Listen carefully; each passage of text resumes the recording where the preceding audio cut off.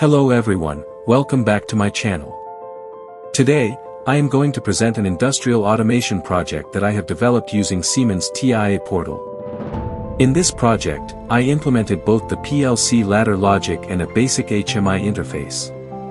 This project is based on two conveyor belts with product counting, fault detection, and automatic rejection using two robotic hands.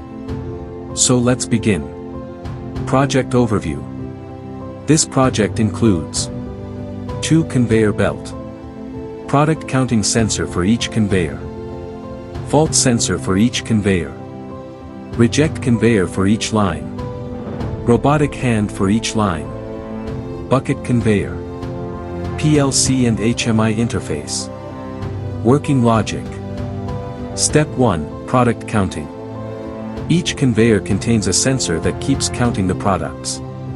When Conveyor 1 reaches 5 products, Conveyor 2 also reaches 5 products.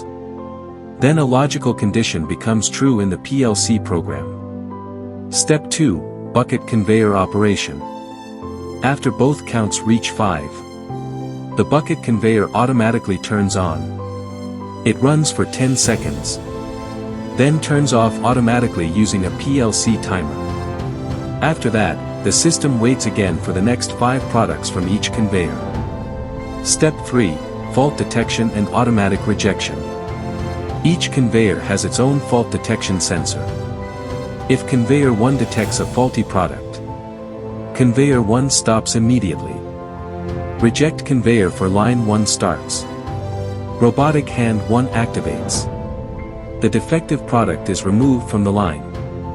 If conveyor 2 detects a faulty product, conveyor 2 stops immediately. Reject conveyor for line 2 starts. Robotic hand 2 activates. The defective product is removed from the line. Step 4, system recovery.